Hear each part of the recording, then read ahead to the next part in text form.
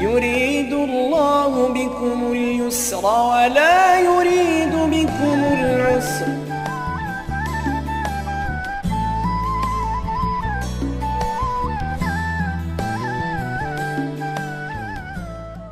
بسم الله الرحمن الرحيم.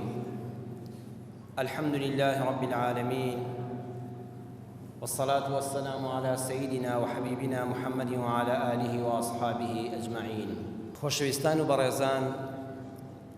بە پۆلێنی قورئانی دوو جۆر مرۆڤمان هەیە. قورئانی پیرۆز ئاماژەی بەوە کردووە دوو جۆر ئینسان لەسەر زەویدا هەیە، جۆری سێمی نییە. ئەمە پۆلێنی قورئانیە بۆ مرۆڤەکان. طلاب الدنيا وطلاب الدنيا والآخرة، کەسانێکیان عەوداڵی دنیان، دنیاویستەکانن، کەسانێکیشان دنیاویست و قیامەتویستیشن. بەڵام بە پۆلێنی قورئانی طلاب الآخرەی بەتەنهامان نییە، یعنی کەسێک وازی لە دنیا هێنابێ بڵێ بەس قیامەتم دەوێت. ئێمە بەرنامەکەمان زنجیرە باسی ئاسانترە. ئیسلام دینێکی ئاسانە. دەفەرمێ خەڵکی هەردوو جۆرن. کەسانێک دنیاویستن، خۆیان بێبەری کردووە لە قیامەت، ئەسڵەن بیری لێ ناکەنەوە. دووەم کەسانێکن ئیسلامی ڕاستەقینەن، دنیایان دەوێ و قیامەتیشیان دەوێ. بەڵام ئەگەر کەسێک بڵێ من دنیام هەر ناوێ، بەس قیامەتم دەوێ، خوایە قیامەتم ئاوەدان کەی و دنیام وێرانکەی، ئەوە لە دینی خوا حاڵی نەبووە، ئەوە لە ئیسلامدا لە قورئان شتی وامان نییە. بەڵگەشمان ئایەتی 201 سوورەتی البەقەرەیە. خوای گەورە دەفەرمێ فەمین الناس من يقول ربنا آتنا في الدنيا وما له في الآخرة من خلاق. لە خەڵکی کۆمەڵە خەڵکێکن، کەسانێکن کە دەڵێن خوایە دنیامان پێ بەخشە، بەڵام بەشیان نییە لە قیامەتە. یەکێ دەپرسێ باشە بۆ ئاەتەکە دەفەرمێ من يقول ربنا، خوایە دەی باشەیەکێ خوا بناسێ، ئەی بۆ باسی قیامەت ناکا، یعنی بەس خوا دنیام دەوێ. لە وەڵامە دڵێن بەڕێزان ئەم ئاەتە باسی فیترەتی ئینسان دەکا. هەموو ئەوانەی خۆشیان بە بێدین دەزانن، هەموو ئەوانەی دڵێن بڕوامان بە قیامەت نییە، لە ناخیاندا فیترەتی پاک هەیە، پێیان دەڵێ ئەو خۆشیەی دنیا کە دەتەوێت دەبێ پاڵ بدەی بەلای کەسێکەوە کە زۆر بە توانایە کە ئەویش خوایە. جا ئەو کەسە جاریوە ئەڵڵا وەک پێویست ناناسێ، بەڵام لە ناخیا دەزانێ قودرەت و دەسەڵاتی ئینسان ناتوانێت خۆشیەکانی دنیا بۆ خۆی فەراهەم بێنێ، ناتوانێت لە نەخۆشی ڕزگاری کە، ناتوانێت ماڵی زۆری بداتێ، ناتوانێت لە بەڵا ڕزگاری کە، لە ناخیا هەست دەکا شتێک هەیە. بەڵام چونکە بە دووی ئیسلامی حەق نەکەوتو ئەڵڵای نەدۆزیوەتەوە، بەڵام دەزانە شتێک هەیە، خوای دەڵێ ڕەببەنا، شتێک هەیە ناوی ڕەببەنا بێ، پەروەردگار بێ، بەڵام ئەڵڵای حەقی نەدۆزیوەتەوە. ئەوانە بەس دنیایان دەوێت، ئەڵێ من ئەم دنیام هەبێ حاضر بە قەرز نادەم. بەڵام کەسانی دووەم پۆلێنی قورئانی دەفەرمێ ومنهم من يقول، کەسانێکی شەن لە خەڵکی دەڵێن ربنا آتنا في الدنيا حسنة وفي الآخرة حسنة وقنا عذاب النار. یا ربی خوای پەروەردگاری ئێمە پێمان ببەخشە لە دنیادا حەسەنە. حەسەنە بە چی جوانە تعبیری لێ بدە. یا ربی خوایە لە دنیادا ڕێگەی ڕاستی ئیسلام نیشاندا، ئەوە گەورەترین خەڵاتی خوایە. خوایە ڕێگەی مزگەوتم نیشاندا و هیدایەتم دەبۆی. خوایە گیان خێزانی ساڵحەم بەنسیب بکە، کچێک بڵێ خوایە پیاوێکی خواناسم بەنسیب بکە. یا ربی خوایە ئەولادی ساڵحم بەنسیب بکە، کچ و کوڕی باشم پێ ببەخشە. خوایە عیلمم زیاد بکە، خوایە قەدر و حورمەتم لەناو خەڵکا پێ ببەخشە. خوایە زمانێکی ڕازگۆ، دڵێکی بە قەناعەت، خوایە وڵاتێکی ئەمین، خوایە شارێکی پڕ پیت و بەرەکەت، خوایە ڕزق و ڕۆزێکی فراوان، کار و کەسابەتێکی جوان. ئەب چی بە خەیاڵ تا دێ؟ حەسەنە هەر هەمووی دەگرێتەوە، یەک گوشەی قورئان بە کورتی هێنای. خوایە چی چاکە لەم دنیادا من ئەوەم لە تۆ دەوێت، خوا ئەوە پێخۆشە پاڕێەوە. پەنا بەخوا نەڵێ خوایە دنیام وێرانیش بێقەی ناکە، بەس قیامەتم ئاوەدان بێ، وەڵا خۆشتی وای لە تۆ ناوێت. خوا دەفەرمێت داوام لێ بکە، بڵێ خوایە دنیام جوان کەی، چی خۆشە لەم دنیایەدا، یا ربی خوایە ئەوم پێ ببەخشی.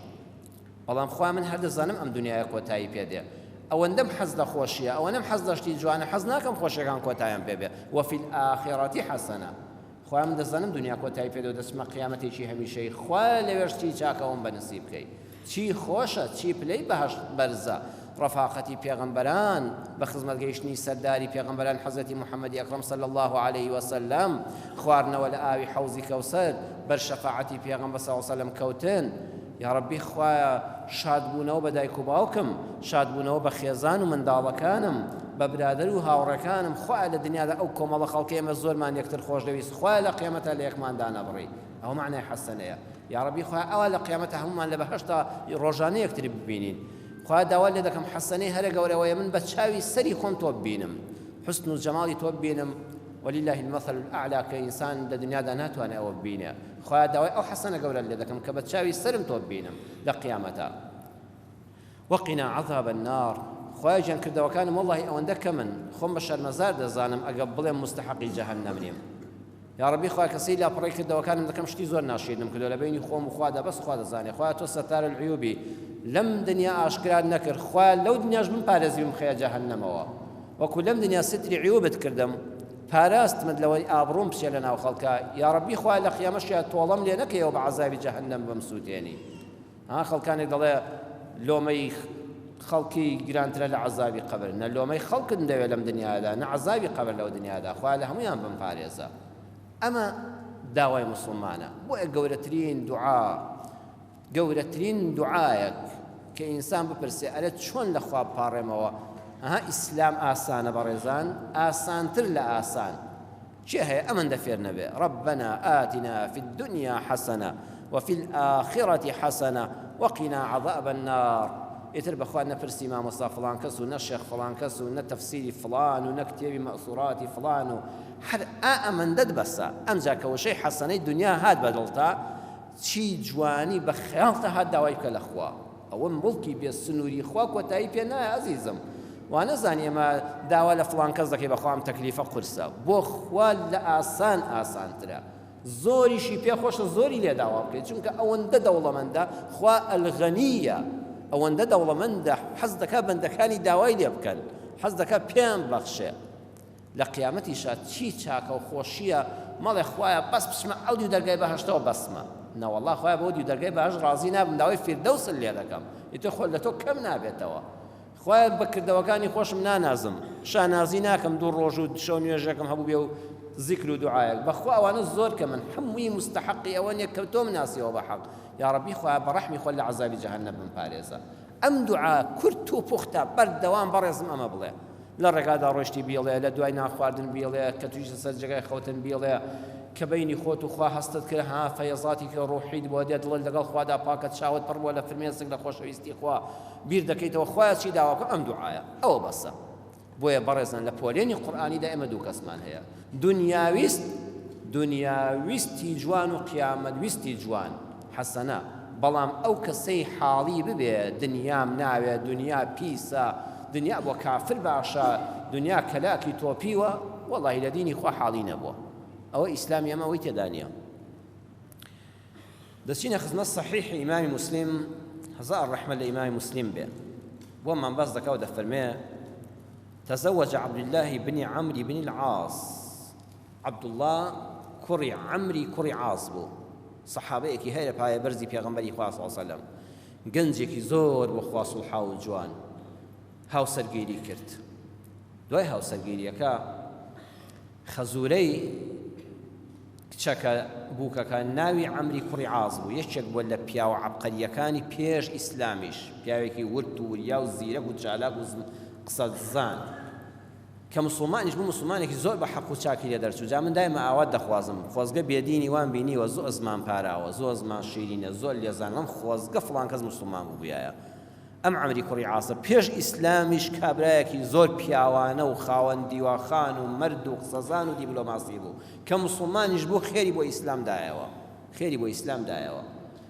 کوڕەکەی عەبدوڵڵا ژنی هێنا دوای ماوەیەک چوو سەردانی کردن لە بووکەکەی پرسی وتی کچە شیرینەکەم دەنگ و باسم لەگەڵ عەبدوڵڵادا چۆنە چەند جوانە باوکانی ئێمە ئاوا بیر بکەنەوە چەند جوانە خەزوور دیارە هەر کچێتی بە چاوی کچایەتی سەیری بووکەکەی کە چەندە خەمی کچەکەیەتی کە شوو دەکا دەچێتە ماڵێکەوە دڵە خۆزگەت جێگەی کچەکەم خۆش بێ توخوا لەوە جوانترە کە بووکێک هاتە ماڵەکەت ئەوەندە ڕێزی بووکەکەت بگری وابزانە کچەکەتە بە کوڕەکەت نەڵێ ڕۆڵە زۆر خۆتی بۆ شل نەکەی ئافرەت ئامانی نییە با بەسەر تازاڵ نەبێ نابڵە کچی شیرینم تۆ کچی ئەم ماڵەی کچێکم بۆ زیاد بووە کوڕەکەم هەر کوڕم بوو سوپاس بۆ خوا کچە باشی کشاتۆتە ماڵەکەمەوە ئەرە کچە شیرینەکەم لەگەڵ مێردەکەتا چۆنی بەینتان چۆنە شکر باشن الحەمدوللا ئەم پیاوە بەڕێز و ژیرە ئاوا لە بووکەکەی پرسی ئافرەتێکی ژیر و عاقڵیش بووکێکی بەڕێزیش نایگو کوڕە جاوە کەی پیاوە وەڵا بە ناشکوی ناڵم بەڕاستی شوم کرد بە یەک دێڕی زۆر ئەدەب و حرمەتەوە ڕێزی مێردەکەشی گرت و شکوای دڵیشی کرد وتی نعم الرجل عبد الله لم يطع لنا فراشا منذ جئناك بخوا پیاوی وەکو ئەو عەبدوڵڵای کوڕت نییە مامەگیان بەخوا ئینسانێکی بەڕێزە ئای کە دیندارە کوڕە ئەوەندە پیاوی چاکە لەوەتی من هاتوومە ماڵی ئێوە مەگەر شەوی یەکەمەینا دەجێگایە لەگەڵیشتان ناخەوێ بە پیاوی چاکە بەڕێزە بە حرمەتە دیندارە بە ئەخلاقە بەڵام نزیکی ئافرەت ناکەوێ وا لەگەڵ خوای خۆی تێکەڵاو بووە شەو تا بەیانی خەریکی دوعا و پاڕانەوەیە عەمری کوڕی عاس زانی ئەم بووکە حەقێتی ئەو بۆیە شووی کردووە لە پەنا ئامێزی پیاوێکی بەڕێزا بێ ئەگە هەر دینداری بۆ ئەویش لە ماڵی بابی خۆی دینداری دەکرد بۆیە زانی عەبدوڵڵای کوڕی باش لە دینی خوا حاڵی نەبووە شکاتی کرد لە عەبدوڵڵای کوڕی لای پێغەمبەر صلی الله علیه وسلم وتی با بچین ئەم مەسەلەیە بینە خزمەت پێغەمبەری خوا صلی الله علیه وسلم لەوە چێ من ئێستا ئامۆژگاری بکەم تووڕە ببم لێی ئەها باوەک ئەگە کوڕەکەشی هەڵەی کرد بە تووڕەبوون نابێت ئەبێ ڕوونکردنەوەی بیتێ یان کەسێک لە تۆ شارەزاتر بێت لە دینەکەدا بە تایبەتی مەسەلە عیبادەت بوو چوونە لای پێغەمبەری خوا صلی الله علیه وسلم فەرمووی عەبدوڵڵاه ڕاستە تۆ شەوی یەکەم لەبێ نزیکی خێزانت نەبوویتەوە وتی ئەرێ وەڵڵی پێغەمبەری خوا جەت خۆ خۆشیێکی دنیا و چەند چرکەی چییە ئەو لەززەتەی لە مناجاتی شەو نوێژاوەری دەگرم لەسەر بەرماڵ لە دوای نوێژی عیشا تا فەجری بەیانی کورە ئەو لەززەتەی پێغەمبەری خوا کوا لای ژن دەست دەکەوێت کوا لای خزم دەست دەکەوێت کوا لای میوان دەست دەکەوێت ئەرە وەڵڵاهی لەززەتێک لە وەردەگرم هەر دڵم بەلای ژنیشان ناچێت بەلای خێزانیشمدا ناچێت فەرمووی ئەی ڕۆژتی وەڵڵای قوربان بە ئومێدی ئەوەی لە گەرمای ڕۆژی مەحشەر ڕزگارم بێ بەو گەرمایە بە ڕۆژوو دەبم هەموو ڕۆژە بە ڕۆژوم پیامبەر صلی الله علیه و سلم فەرمووی نەت پێکاوە هەڵەت کردووە دینی ئێمە ئەوەی تێدا نییە فەرمووی لەمە دوا وا ناکەی لەمە دوا بەشی یەکەمی شەو تا نزیکی پارشێو دەبێ بخەوی بچێ لای خێزانت لەگەڵ یاڕا بکشەی ئەوەی کە خوا پێویستی کردووە لە بینی ژنی مێردایەتیدا بە شەرعی خوا ئەنجامی بدەی لەو سەری شەوە دەتوانی کات هەیە بەشێک دانەی هەندێک شەو نێژ و مناجات لە خزمەت خوادا بکەی نوێژی بەیانێکت بکەی ڕۆژیش نابێ هەموو ڕۆژی بە ڕۆژوو بی فەرمووی لە مانگێکە 3 ڕۆژ بە ڕۆژوو بە 3 ڕۆژ لە مانگێکە وتی ئەی پێغەمبەری خوا صلی الله علیه و سلم بۆ شەوەکە بە قسەت دەکەم بەڵام بۆ ڕۆژەکە تاقەتی ڕۆژوم زۆر بەهێزە بەخوا حەد نەزانم تینوێتی و برسێتی چییە فەرمووی باشە مادەم هەر واز ناهێنی ڕۆژووی داوت پێغەمبەر بە ڕۆژوو بە وتی ئەی پێغەمبەری خوا ڕۆژووی داوت چییە فەرمووی ڕۆژووی داوت پێغەمبەر ئەوەیە ڕۆژێک بە ڕۆژوو بە ڕۆژێک بە ڕۆژوو مەبە ڕۆژێک بە ڕۆژوو بە و ڕۆژێک بە ڕۆژوو مەبە ئەوە کەسێک ئەگە ئەوەندە عەشقی ڕۆژۆ و هەر برسێتی تینەتی کاری لێ ناکە زۆر بەهێزە وتی ئەی پێغەمبەری خوا صلی الله علیه و سلم لەوە زیاتر فەرمووی نە تەواو نابێ هەموو ڕۆژە بە ڕۆژوو بی ڕێگەی نەدا وتی ئەی پێغەمبەری خوا زۆرم حەز لێیە خەتمی قورئان بکەم فەرمووی مانگی یەک جار خەتمی قورئان بکە ئەوە خوا زۆری پێخۆشە ڕۆژی یەک جوزو قورئان زیاتر مەخوێنە وتی ئەی پێغەمبەری خوا وەڵڵای ئەوەندە عەشقی قورئانم حەز دەکەم زیاتر بخوێنم فەرمووی باشە 20 ڕۆژ خەتمێک بکە وتی ئەی پێغەمبەری خوا صلی الله علیه و سلم خوا ڕێگەم بدە زیاتر فەرمووی 10 ڕۆژ جارێک خەتمێک بکە وتی من توانای زیاترم هەیە فەرمووی فەقرأه في كل 7 لە هەفتەیەکە لە 7 ڕۆژە یەک خەتمی قورئان بکە ولا تزد على ذلك لما زياتري نكي ئێستا زۆر کتێب دەخوێنەوە ئەڵێ ئیمامی شافعی لە شەو ڕۆژێکە 3 ختمی قورئانی کردووە کوڕە بەخۆوان نییە قابلە کەینانی خواردووە کەی نووسیوە ئەیکەی ئیسراحەتی کردووە چۆن زاتێکی وا گەورە لە دین و حاڵی بووە فەرمووی ولا تزد على ذلك لە هەفتەیەکە ختمێک زیاتر مەکە تۆ بڵێ کەس لە پێغەمبەر صلی الله علیه و سلم بەدینتر بوو بێ شارەزاتر بوو بێنە حەقی قورئان خوێندنەکە بدە حەقی ماڵ و منداڵیشت بدە ئەمجا فەرمووی إن لزوجك عليك حقا براكم عبد الله أو ژنە بۆیە شووی بە تۆ کردو حەق و مافی لەسەرتە خوداش حەقی لەسەرتە خواپەرستیش بکە ئیسلامیش حەقی لەسەرتە بەدەنیشت حەقی لەسەرتە میوانیشت حەقی لەسەرتە حەقی هەمووان بدە حەقی هەمووان بدە و هیچیان لەسەر حسابی هیچیان زیاد مەکە. بۆیە ئیسلامی ئێمە ئیسلامی دنیایە، ئیسلامی قیامەتە. لە صحیحیندا لە بوخاری موسلیمە ئەم فەرمودەیە شاتۆ بە یەکەوە دەچینە خزمەتی لەگەڵ جەنابتاندا. معاذی کوڕی جەبەل ئیمامی مزگەوتێک بوو، مزگەوتی مەدینە مزگەوتی پێغەمبەر صلی الله علیه وسلم هەبوو کە پێغەمبەری خوا خۆی ئیمامی بوو، ئیمام و خەتیبی بووە. بۆ ئیمامەت لە مەدینە فراوان بوو،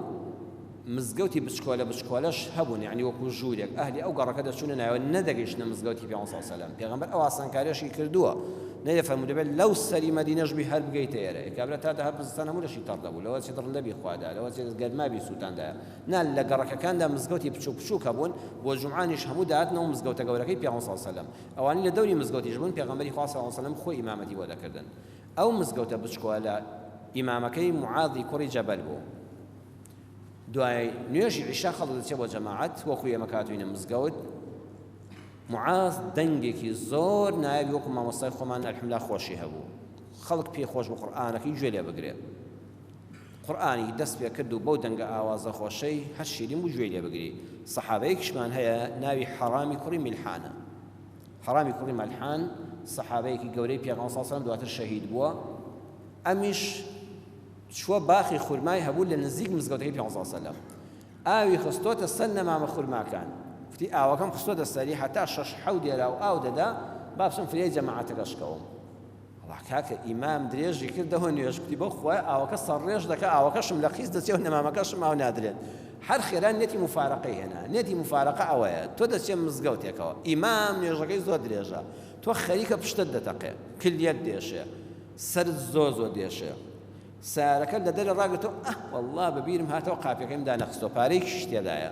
ئەی چی بکەم؟ خۆڵات تۆ تا چاوەڕە پێی دڵت دەتەقێ، پشتت دەشکێ،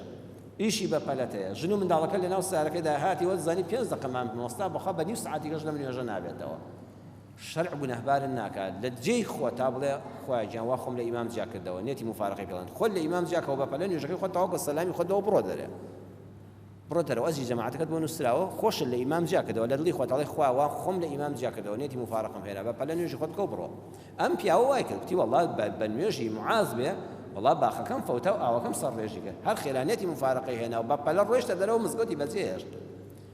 دەور و بەرز پیاوانی وەکو جەنابتان ئاهلی مزگەوت بۆ معاذ جێراوتیان زانی حرام نوێژەکەی بڕی لەگەڵ تۆ دانێ کرد بەپەلە خێران نوێژەکەی کرد و ڕای کردە دەرەوە، فەمووی ئەو منافقە، ئەوە منافق و دووڕووە، چاو لێیە ئەیعەجیل عن الصلاة من أجل سقی نەخلة لەبەر خاتری چەند دارخورمایەک دڵی لای باخەکەی بوو دڵی لای نوێژەکەی نەبوو، ئەوە صیفاتی منافقانە حەزیان لە مزگەوت نییە و دڵیان بە دنیاوەیە. جاری وا سەحابەش بەڕێزان لە دینە هەڵە دەکا، بەس پێغەمبەری خوا صلی الله علیه وسلم بە حەق دینی لە خوا وەرگرتووە، بۆیە دەبێت هەر بگەڕێەوە لای ئەو سەحابە پایەبەرزە معازی کوڕی جەبەل پێغەمبەر کردوێتی بە ئیمام تووشی هەڵە تێگەیشتن بوو لە دینە، بەڵام پێغەمبەری خوا بۆیە ڕاست دەکاتەوە دوایی. قسە دەجێڕدرێتەوانێت لە زمانی سەحابەشە چاک و خراپ جێڕدراوەتەوە، وەڵا بە حەرام دەگاتەوە. ئەزانی معاذ بە تۆیەوە منافق زۆری پێ ناخۆش بوو، وتی وەڵڵای خوا ئەزانم من منافق نیم، بەڵام کاکە من ئەو باخەم هەیە، ژیانم لەسەر ئەوەیە، ئەوەندە ئاوە سعاتی ئاوم بەرکەوتووە، من خستبوومە سەر 3-4 نەماموتم مامۆستا ئێستا لێ دەبێتەوە، کاکە بەخوا بە نوێشی ئەو بیا هەموو ئاوەکە خەساریش دەبوو سەرەکەشم دەفەوتە، تا هەفتەیەش کە باخەکەم وشک دەبوو، بە پەلە خێرا دەرپەڕیم و خورماکان فریاکەوتم، بەخوا منافق نیم، بەخوا حەزم لە نوێژە لە مزگەوتە لە قورئانی زۆرە، بەڵام کاکە ئیشەکەم وایە دنیاکەشم پێویستە. وەڵات چووە خزمەتی پێغەمبەر صلی الله علیه وسلم، وتی ئەزانی معاذ پێوتم منافق، هاز ئێستاش مسلمان هەیە بە مسلمان دەڵێ فاجر فاسق منافق کافر، ئەو هەڵانە بەداخەوە دووبارە دەبنەوە. بەڵام خۆ ئێمە پێغەمبەری خوا صلی الله علیه وسلم لەناوماندا نەماوە حەکەممان بێ بزانین کاممان حەقی نەبێ بیدێ دەست خوا بۆ قیامەتی. چوونە خزمەتی پێغەمبەر صلی الله علیه وسلم، پێغەمبەر فەرمووی باسەکەم بۆ بجێڕنەوە، وتی وەڵڵای ئەی پێغەمبەری خوا صلی الله علیه وسلم معاذ سوورەتی اقتربت الناس اقتربت الساعة وانشق القمر دەخوێند، ئێ بەخوا تا لێ دەبەوە ئینجا خۆ معاذ بەقەڕەی نەخوێندووە، ئالی عیمرانی نەخوێندووە، یوسفی نەخوێندووە، نەحلی نەخوێندووە، ئەوەش سوورەتێکی درێژ نییە، بەڵام بۆ حاڵەتی ئەو درێژ بوو. بەڵام من وەڵڵای کە بەجێم هێش لەبەر خاتری ئەوە نەبوو حەزم بە قورئانەکە نییە، بەڵام دنیاکەشم پێویستە، ئەی پێغەمبەری خوا ئەی باخەکەم. پێغەمبەر صلی الله علیه وسلم نەیفەرموو حەڕامی کوڕی میلحان چۆن شتی وات کردووە باخ چییە خوڕە با دنیا بە قوربانی قیامەت بێ لە معازی ئیمام تووڕە بوو فەرمووی ئەفەتانون ئەنتە یا معاز بووی بە فیتنە بۆ ئەم خەڵکە بووی بە فیتنەی ئەم دینە بۆ وات کرد بۆ خەڵکە ناڕەحەت کردووە بۆ ئەم سوورەتە درێژەت کرد فەرمووی ئەوەندەت بەس بوو برای من سەبح اسم ربك الأعلى بخوێنە والشمس وضحاها بخوێنە ئەوەندە بخوێنە ئەوەندە خەڵکەکەش تێر و پڕگوێل لێ دەگرێ تۆ بۆ سوورەتی درێژ دەخوێنی سوورەتە درێژەکەش یەکدا زۆر درێژ نەبوو سوورەتی قەمەری خوێندووە فەرمووی خەتای تۆیە معازی ئیمام خەتای ئەو نییە دنیاش پێویستە ئەتەماشا کەمە لە شەوا بووە خۆ کاسبکاری ڕۆژیش نەبووە دوکانەکەشی دانەخستووە سیارەکەشی شتیا بەجێ نەماوە پێغەمبەری خوا صلی الله علیه وسلم بۆی ڕوونکردنەوە الئیسلام دین لا ينعزل عن الدنيا ئیسلام دینێکە لە دنیادا نەبڕاوە خەڵکی نەوا مەزان ئەگە موسڵمانی چاک بی ئیتر ئەوەیە قیامەت یعنی دنیا نەوێ زۆر کەس ئێوە دەزانە ئەگە موسڵمان بوو دەبێت چڵکن بێ کزۆڵ بێ کاسپی نەکە فەقیر بێ دۆلار پیسە پارە چڵکی دەستە و پیسە نەتەوێ حرمەت باش نییە دیواخان چاک نییە قەنەفەت چییە مزگەوت بۆ ئەم هەموو فەرش و گڵۆپەی تێدا بی وایە وەڵای من لە بزەلام لێ پرسی مامۆستا مزگەوت پێ ئەو هەموو گڵۆپەی تێدا بوو ئەتخواوەرە ئەوە ناشکرێت پێی خۆشە مزگەوت قڕ بێ وازانێ بەوە زیاتر لە خوا نزیک دەبێەوە ناوڵا مزگەوت چراخان بێ ئەمجا تۆ زیاتر دڵت بگرێتەوە مزگەوت بۆن عەتری لێ بێ نەک بۆم گۆرەوی مزگەوت فەرشەکانی لە هەموو شوێنە نەرمتر بێ کە سوزدەت بێت حەز بە ئارامی بکەیت نەک دەسە بەڕەڕق و حەسی لە شڕان نوێش بکەیت ئیسلام ئەوای پێخۆشە ئەم بابەتە بە گرنگ دەزانم إن شاء الله لخدمة جنابتان وبينران وبيسراني زنجير باسي آسان تردا بياني هندي شيتر قصيدة دكين وصلى الله على سيدنا محمد وآخر دعوانا الحمد لله رب العالمين يريد الله بكم اليسر ولا يريد بكم العسر